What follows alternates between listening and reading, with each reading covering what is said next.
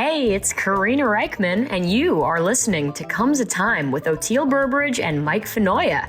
If you're digging the podcast, do these guys a favor and review and subscribe.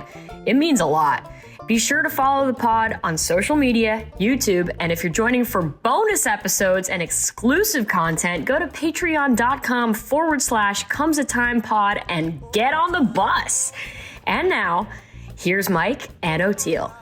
We are back. Yeah. Comes a Time 2.0. What's up? What's up, Oteil? Well, we know you guys have been waiting a long time. So have we have too, and we've been busy, as you all well know.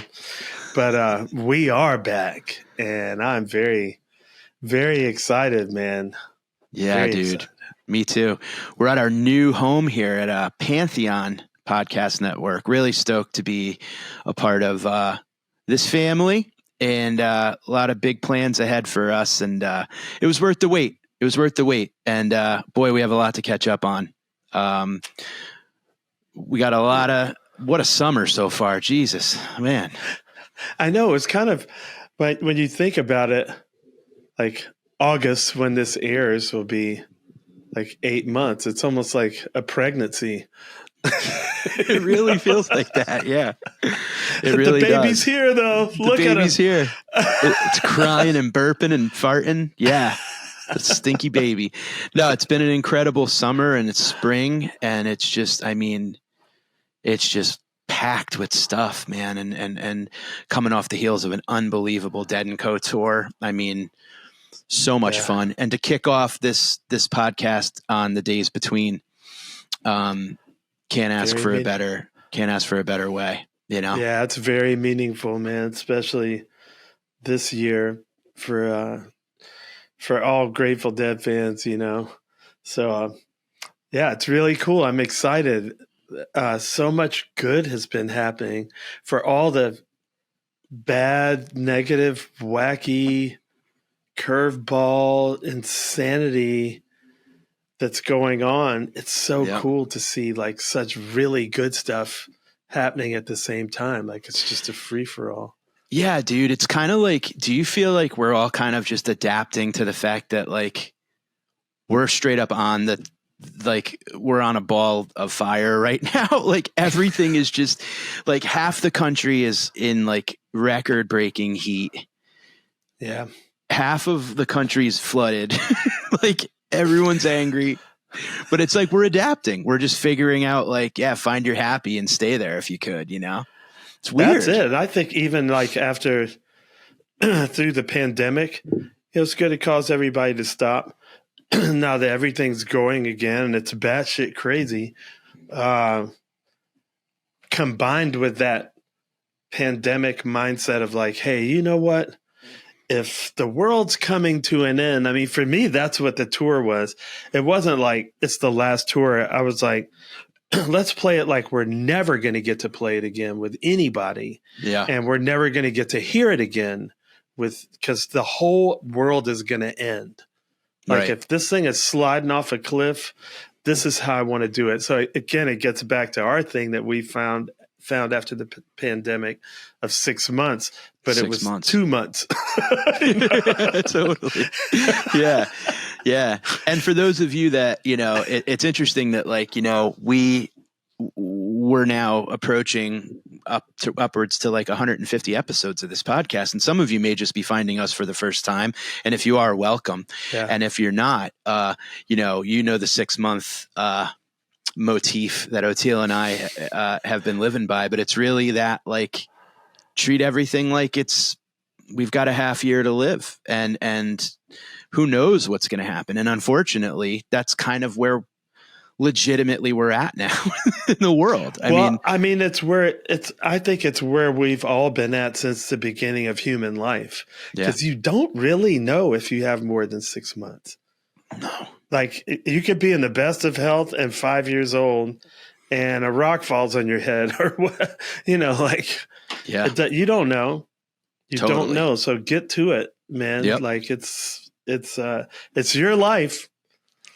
it's slipping by. Well, you know? yeah. And at that point, so we're coming out with, new episodes on Jerry's, the beginning of the High Holy Grateful Dead holiday here. Now let me ask you, because first why of don't all, you tell people that don't know, because there might be some people that don't know what those days are, the days between. August 1st to August 9th is Jerry's birthday and Jerry's day of passing on to the next world. So those days, August 1 to 9, and leave it up to him to be born and die in a good, nice stretch of doable holiday party. A little Holy Week. A little Holy Week. He did it perfect for us. So thank you, Jerry. That was one last gift. But those days we celebrate, we call it the days between, and it's the days of celebrating Jerry, that which all of us who are massive Dead, it just, in this world, we celebrate it every day. But these days are the days that, we kind of, you'll hear a little more Jerry band than you do Dead. Maybe listen to some interviews and stuff like that. But it's a special time. And as your brother and as your friend and as your buddy, and I'm so proud of you started something so neat on this tour, and it was the oteilyourface. And you didn't start that saying. Oteilyourface kind of just happened. Like, you didn't name it that. I think the fans started it. Yeah. But the way that you went out, it wasn't me. That's for sure. No, you just started. But the way that the last show, you had Jerry's hand right on your face. Oh, God, yeah. What an awesome, we got to talk about that for a sec. Cause that was actually Chloe Weir's idea, which is Bob Weir's youngest daughter. She's such a sweetheart. She's like Karina Reichman, one of those, like, the new generation where you go, oh, there is hope for this world, or hope for humans anyway, Yeah. And she was doing my face one night. She was like, she just got this idea and guess. She's like, oh, I know what we should do. We should do Jerry's handprint across your face with the missing finger. I was like, oh shit. And my immediate thought was like, that might be going too far. Like, people might think it's sacrilegious. They might think it's cringy. They might think it's, I don't know. You know what I mean? Like, he's trying too hard. I don't know. But she originally wanted Mayer to do it. And Mayer has big hands like me. I mean, I was like, if he does it, it's going to go across my whole face and head, And also, I have to be able to blow my nose because it was so cold. I was like, when is summer going to start? It's California. Yeah. So, but no matter what, if we play colder shows, I have to have my nose and below, just to the sides and below my nose free, so I can blow it with tissue without screwing the face paint all up. Right. So I was like, it would be a great picture for Mayer to do it, but I said, Chloe, you or Jess's hand is the better size for it. And we ended up using Jess's hand, and you could see she placed it perfectly so I could blow my nose. She left the things a girl has the tunnels to think open. when she's trying to cover. Yeah, the cool. underneath and the sides. But then Jay Blakesburg happened to walk in right after she did it. And, he's like a long time old school Dead. And his first reaction was so positive. And as soon as he saw it, he was like, no way, that's great. Oh, my God, that's great. And then the door was open and Matt Bush saw it. And his first, because, everything's first reaction. Yeah. Somebody's like, if they take 1 second, it's not right. Yeah. And Matt Bush was the same. He just got this huge smile and started laughing. He's like, no way, that's great. So I was like, all right, it was cool. We thought it was cool.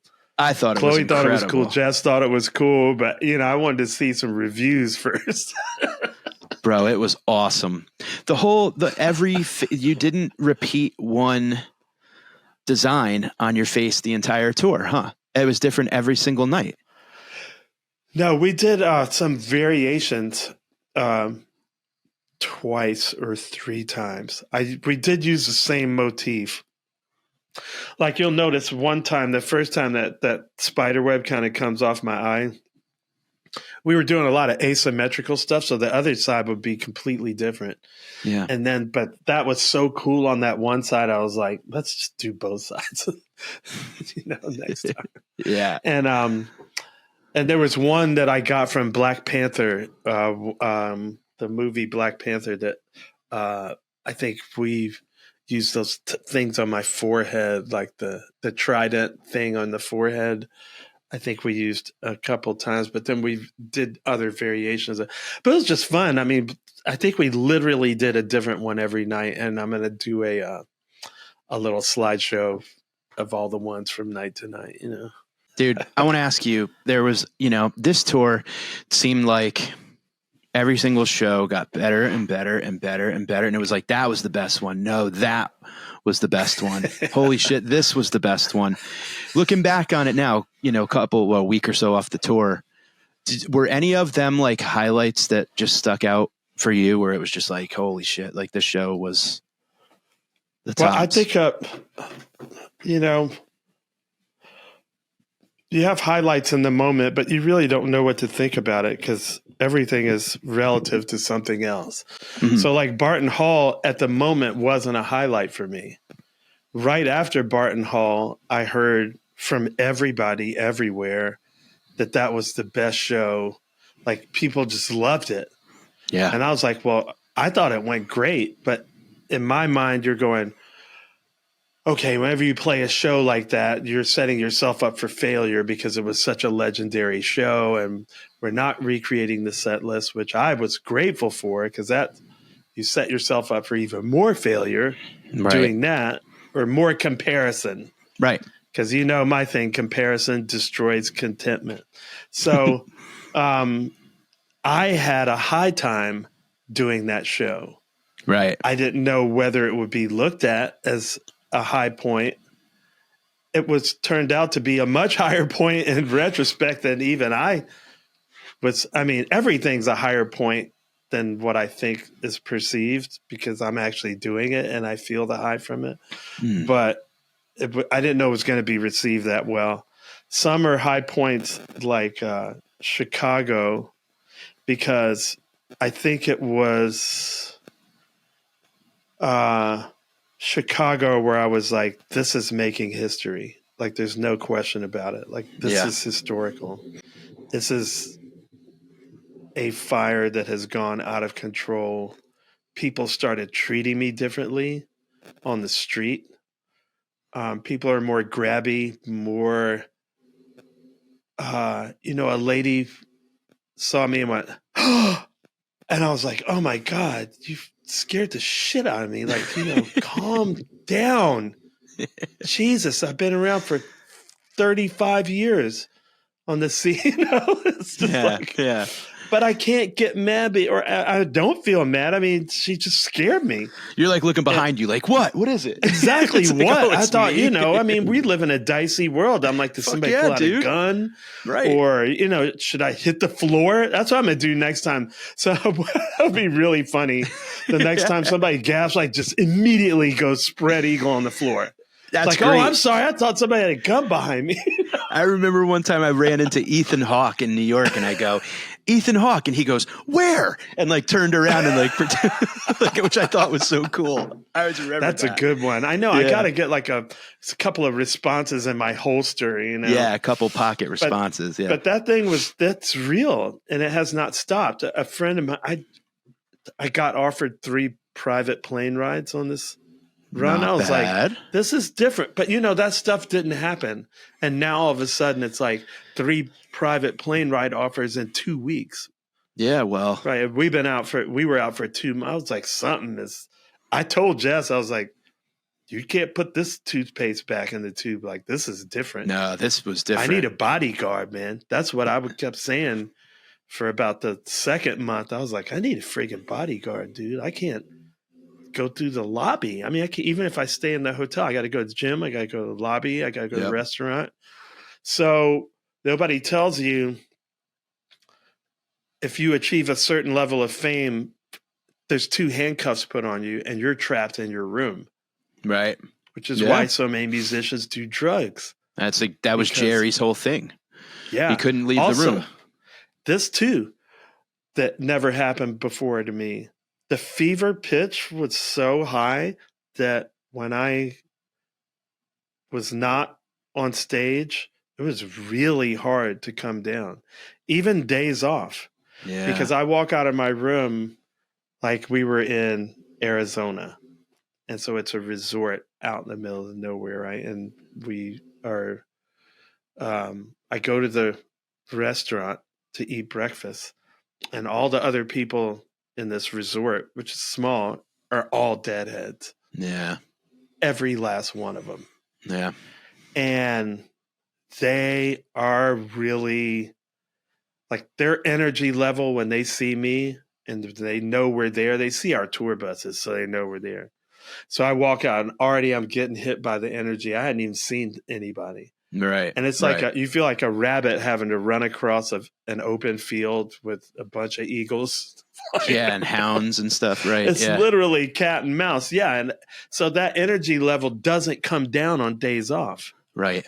I'm dodging people and like hiding behind walls and shit, and fucking, it's and crazy. No one teaches you how to deal with I that. thought, this is so you could be trapped in your room. Or I could be the asshole and go, if I take a picture with you, I have to take a picture with, you see those other 300 people in this restaurant? Yeah. All with Grateful Dead shirts on, all looking at us right now. You see that? Yeah. I got to do all them too. It's not fair to them. It's so a lot of it, interesting. and I did refuse. You saw when I wrote no and face when you paint texted on my me that, forehead. I was like, I wanted to like, I was going to call you and be like, you okay, man? You said, dude, Oteil, for the listeners, you sent me us a text of you just like the most serious face I've ever seen, which is no written on your forehead. And I was like, oh shit, we got to rescue this guy. We got to send a helicopter, get you out of there. Well, I'm going to get the hat and the t-shirt and I'm going to sell them. Why not? Because I think a lot of people need the no hat t-shirt, but it was like, it's so different that you can't avoid it. And I was like, I refuse to be trapped in my room. I refuse. I need the sunshine on my face. Right. I need the wind on my face. I need interaction with some people that are not crazy and look at me like or treat me like I'm an alien. And I just have to set hard boundaries, and I don't have a bodyguard yet, but I am like, we just got to adjust. So some people were put off. Most people, thank God, they're Grateful Dead fans and they get it, and they're very kind and they're very understanding. And but the other point I wanted to get to, I'm always going on tangents, is that I had these gummies that I was doing, and normally I can only do about 5 milligrams at a time, and 20 is my limit. Like when Nigel came home from the hospital, I got up to 20 because I just was so stressed out and sleep deprived. So I can't sleep with all this energy. Right? Yeah. And I drink no coffee. I don't do I've always hated any kind of upper, Yeah. I got to 50 milligrams of these gummies. To sleep. Like just during the day. And man, the first one that I did, because one gummy is 50 milligrams. Yeah. And I ate one when I was here at home and I started hallucinating. I was like, okay, just bite a piece off. But I would just wake up and eat one of those. And it's survival, man. It's survival. Yeah, just to keep the cap on the energy. So and also, it's weird and kind of dark, honestly. Well, to that point, though, a gummy is a gummy's not a sack of dope and a needle. Thank God. Yes, you know what I that's mean? Same thing though. That's why they were doing it. Right, of course. Right? Yes. You're lonely, but luckily we have you're those trapped. gummies now of course. I'll take the gummies. But That's I'm what just I mean. saying, like the whole thing, the fever pitch, the idolatry of it. Let's just call it what it is. That's why the Bible says idolatry is bad. It's bad, man. It's weird and dark, and you need to take breaks from it. Yeah, that's why when you see Simone Biles or wherever these or any public person say, I need a mental health break, I had sympathy for it before. Yeah. You better take them because nobody cares. Everybody's making so much money. Why stop? So you better like schedule breaks so you don't go crazy from it. Like it's insane. It really is. And I look, I feel for you because, and I've talked to you about this before, about just being on the road all these years with the Impractical Jokers and watching and sort of looking a little bouncery myself. Like if I'm walking behind the guys and people, they stop in the airport and they're like, oh my God. And I go, yeah, act like you've been there before. I kind of like give them like a, come on. But then some people just like, some people come up and they go, yo, love your show. Thank you. And then other people will literally stand behind them at a crosswalk and scream lines from the show until they turn around and go like, yeah, I hear you. I see you. I get it. Like, come on. Like I'm just trying to go to lunch with my friends or filming. Yeah. I mean, there's all that stuff and it happens all the time. When you're sitting at another table and the table next to you, someone holds up a phone and just starts videotaping you talking, eating or to talking, your wife or a friend. It's like, it's unnatural and it's not right. Yeah, totally. And it sucks. It totally sucks. And I see it happen to them when I'm like, we'll be walking into a hotel and there's just people lined up outside the hotel, like, you know, trying to get autographs, trying to get whatever. And it's just like, dude, we're just trying to go home to our temporary 24-hour home here in your town. Like, leave them alone. Dude, I'm just trying to get to the elevator. I know. am that's literally, nuts, bro. Yeah. I'm literally 40 feet from the elevator, and it's going to take me 10 minutes for each foot. You know, bananas, dude. Because they want to tell you a story. Oh, remember I saw it. They would show you a picture. This is another one I'm going to keep in my holster. They look at this picture we took together in 2015. Oh, we're good then. You got one with me already. Well, I need a new one for now. But this is the best. This is the absolute best. Thank you, God, Heavenly Father and Mother, that my man Jason Strojak offered us a ride home on his private plane. Because the entire time I'm thinking, Jess, what are we going to do at SFO the morning after 3 nights at Oracle Park, the pinnacle of this building storm that's been going for 2 months? Yeah. What are we going to do? So Dan Berkowitz posts this thing, and we're on the private plane. Dan Berkowitz posts this thing from SFO, the entire, not just that gate, the whole hallway, all the way down. All the gates are doing the not fade away chant. You know your numb will not fade away. I was like, we have to walk through that shit. Are you kidding? That shit, I love dude. that. They're like now boarding for Diamond Premier. I was like, anyone with children or veterans?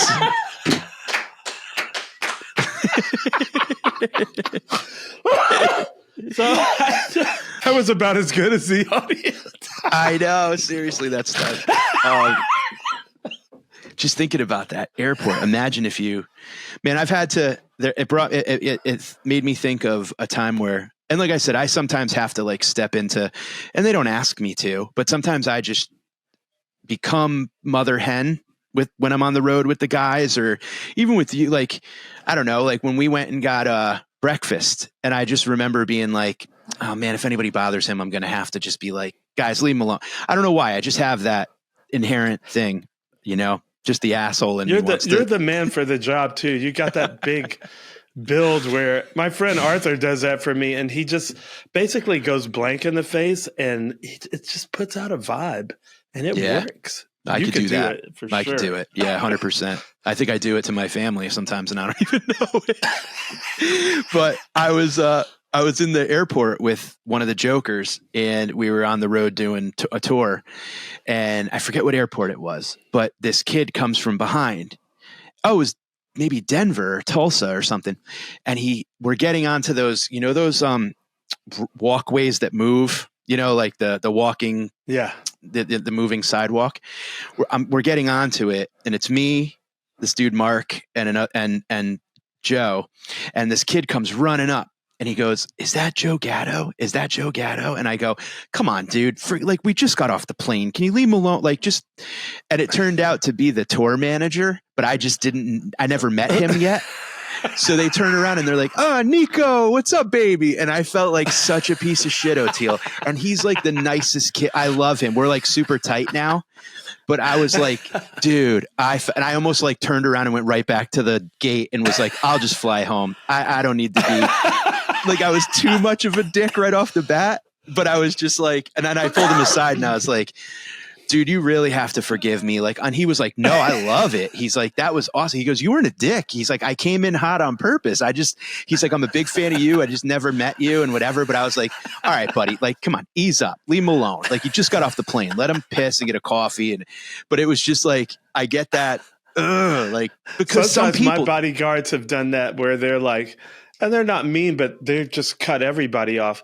And I just have to go, "No, not him. Not Hirsch. They're cool." Yeah. And he's like, "Oh, fine." And then he just turns on a dime and he's like, "Sure." And the people that have that done to them, I find are always appreciative of it because they're on my side or they're on Joe's side where they're like, "No, I'm glad you're protecting him." Yes. Yes. 100%. Yeah. But it was funny. You didn't even ask me to do it. And I'm like, dude, you're here to do stand up. You're not here to protect anybody. No, it's all good. I think it's all good, man. It's it is. I am not good for that. So I don't really intimidate anyone with my look, but I'm good for other things. And I get in there in a pitch if hell yeah, you have to. We got to stand up for our friends, Team effort. Yeah. So this funny. Airport thing, man, look, it ain't just the whole thing. I don't want fame. I think about that with you, like with your special and stuff. And of course I want you to blow up. Of course I want you to have more money and less worry about the things that money provides for. Mm-hmm. But I know oh, wow. Well, I feel bad that you have to, time your exit from your room to the elevator. It's just mine's on a low level. It's not like, Brad Pitt or Tom Cruise or something like that, where you can't go anywhere in the world. Right. And that's why people are staying at $10,000 a night hotels because it's just, you got to get away. People can't even afford to be there, I think it would be so funny when you said you want to make shirts and hats that say no. I think we need to come up with a line. I have a couple ideas. I think is it me? With a question mark on a hat. That's good. We could do a whole series of those. We really could. Yeah. There's so many funny ones we could do. Just a minute or not right now. Taking a shit. Something. That's why I just went with no, because that's well, that's how you were feeling. That was my bodyguard, and I had face paint. Yeah, it's just write it on your head. Oh God, it was amazing. Oh man. But speaking of your special, dude. Yeah, buddy. Tell us all about it, Bubba. What a fun process. It's been I'm DIY special. I'm doing all of it, and from start to finish, with the editing and working with a couple super talented people as it relates to the audio and video stuff and the marketing and the merch and all of it coming together at once. I've watched it probably, oh my God, 10 times over now. If I see myself one more time, Lisa came in the other day and I was like, you would have thought I was watching a dog get run over. I was watching my special. She's like, "What's the matter? What are you watching?" And I'm like, "I'm watching my special." And she's like, "It's you. It's great." And I'm like, "Yeah, if I can't watch myself do this anymore." But the funny thing is, I can picture the look on your face, and I wish she had taken a picture of it so everybody could see.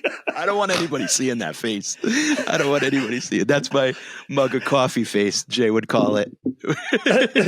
A mug of coffee face? Just a mug, you look like a pouty, like you're an old drinking a cup of bitter coffee, bitter face.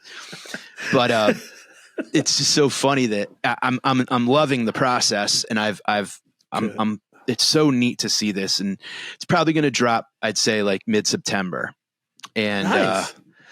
this has been, some of the numbers that get thrown around at the cost of specials and the amount of money that gets put into the production and stuff. I mean, when all is said and done, I'm going to put together a little how I did it and for what it cost, and be completely transparent, and just be like, it doesn't need to be six figures to make a high quality, good looking special, and especially not with technology nowadays.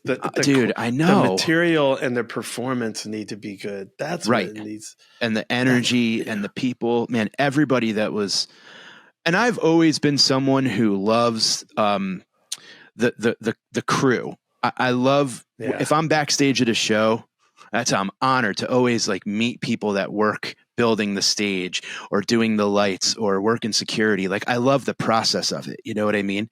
Yeah. Like the things that go into a live event that people don't understand. You show up, you go up, you get your beers, you whatever, and then you get in your car and go.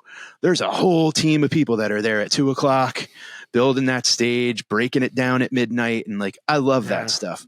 So it's neat to kind of see who did what with this, the lights, the audio, if I want something done artistically, we can make it happen. It's just who does it and how. And I watch the whole thing and I'm learning so much, and it's such an interesting process. And, now we're in the home stretch. I mean, it's pretty much like in the can, but what has to happen now is we look at how to promote it ahead of time leading up, but timing it right so it'll drop. And I've been on X amount of podcasts promoting it, or I've done radio to promote it, or everything's cut and spliced into clips that can go up that are captioned. And I mean, you're about to do some cool podcasts too to promote it. Yeah, I don't know if you want to reveal it all now, but cool. I don't. Yeah, there will. I mean, hopefully I'll be on I mean, we'll share them through our socials for sure. But yeah, there's going to be a bunch, and but then it's hitting the road and it's promoting it and getting, it's a lot of. And you got a big summer tour now just recently too, right? That yes. You just scored? Summer and fall. I'm going to be doing, I'm on the road pretty much from basically the second week of August through like Christmas, New Year's, every weekend out on the road. And, it's great because I'll be promote the special. Yeah. Well, timing to promote the special. Yeah. And Oteil also, I'm very lucky that I have buddies that I can, look, I go out and headline a lot. And I also open for these big theater things and stuff, but I'm very honored to have the ability to go support other comics and like write this new hour. I'm out of material. Like I've got to build this new hour. So it's like, I'm stoked to go. I'm going to go out with Big J a little bit on the road. I'm going to go out with Sal. I'm going to go out with the Jokers. Like I'm going to Oteil for a couple dates, like, and just build that 20 minutes at a time, 15 minutes at a time, 40 minutes up to another hour to do this all over again. So it's a bittersweet kind of feeling, 'cause I'm sick of these jokes that I did on the special, but also I'm kind of like, those babies are off to college now. You know what I mean? Like I'm an empty nester when it comes to like material. So you know what I mean by that? Like comedy's a lot different than new stuff. Yeah. Like it's all new. So I've built a lot of these, I do new material shows constantly in New York City, where it's just permission to fail. And I would go up and just tell the crowd, like, here's what this is. Like you're watching the sausage get made right now. And so grateful for those opportunities, and, just whatever people really love that. They like watching the process. If I were to let people into our studio sessions when we're cutting records, they would love it. All the we'd make, but I know they wouldn't care. They're like, man, I just like to see how it's done. Absolutely. 100%. And it's so funny too, when like something clicks, like throwing out these premises sometimes, like you literally just go up with a notebook and it's like, I'll throw something out there and I'm just talking through it, and even just seeing someone's reaction to it gives me oh, he thinks this is cringy, where I was coming at it from a love. And it's like, oh, how am I portraying it? It's so fun. Yeah. It's just so like, you have to be like the deliverer, the editor, the delivery, and also the critic, but the good critic, not the bad critic, you know, afterwards. All at once in real time, simultaneously. It's amazing. It really is amazing. Talk about that's like that forward our AI. We got the real AI. We got the we OI, really do, right? Yeah, we do. Original intelligence. But what's funny too is like Steve Martin nailed it when he talked about in the foreword of his book. He's like, you know, comedy's the ego's last stand, because you're standing up there and you're delivering something while thinking about the thing that you just delivered, and also planning the next thing you're going to deliver, like all at once. And it's just like you're up there by yourself alone. So I like this sort of, hey, I'm naked up here. I'm vulnerable. Yeah. This is all new thoughts. They may suck. It's such a nice way to do it, you know? Everything. It's so Colonel Bruce, man. The ego's last stand. Yeah, let's just kill it. You gotta. That's all that's left. So, but man, I'm stoked to share it with all our viewers and all our listeners, and I'm excited for what's ahead for us, man. I miss doing this podcast. I mean, it was a long break, but we got a lot of great stuff ahead. We do. I mean, think about it. The podcast is back. Your special's coming out in September. My album's coming out of the Garcia Hunter ballads in September. Yeah. Like it's, you know, it was hard. People were like writing me these tears. What are you going to do? I'm like, a lot. Got so much shit coming. Yeah. The best is just wait. Like it's going to get really, really good. Like it really your is. Best days are never behind you, folks. They're never behind you. And who do we have, Oteil, kicking off our first guest to join us next week on Comes a Time here at Pantheon is going to be, drum roll, Paul Stamets and Pam Christcow, who, for those of you who don't know, is basically the Pauline Stamets of Canada. A really amazing lady. Like Paul, so kind and so earthy and like so intellectually smart that it's not hard to see them going together so much, you know. But they're just that's going to be great, dude. Oh my God, I was just hanging with them and Rick Doblin and Snow Raven at the last shows. I mean, and I just came back from the Psychedelic Science Conference where all three of them were. So I'm so excited to chat with them. And let's put it out there in that universe that Snow Raven and Rick, you're next. Come hang with us. Absolutely. Yeah. I mean, I'm going to put it out there. I hadn't even talked to her, but I want to get Snow Raven on my next record in Iceland. Can you imagine Snow Raven doing that stuff over like Garcia Hunter ballads in Iceland? Talk about Lord of the Rings. Holy crap. She blew my mind. Like that was the most incredible performance I've ever seen, being in that room with her doing like it. She took a room of, I don't know, 6,000-7,000 people on literally a journey like through the forest with her lungs. Yes. I couldn't believe it. So she's amazing. She really is. It's going to be super fun. So that'll be a great fun talk with Paul Stamets and Pam Christcow. Yeah, and buddy. Boy, what a way to come back strong. Yeah, buddy. And you know what, folks? Enjoy your days between. And if it's your first days between, dive in and join us over on Patreon and ask us questions about what we recommend for your first days between. We'll put together a little playlist for you. We're over there doing a bonus episode every week and a lot of great extra content. So be sure to head on over to patreon.com/comesatimepod for more. Follow us on our YouTube channel at Comes a Time Pod. If you're having a good time listening, rate, review, tell a friend. It really actually does matter.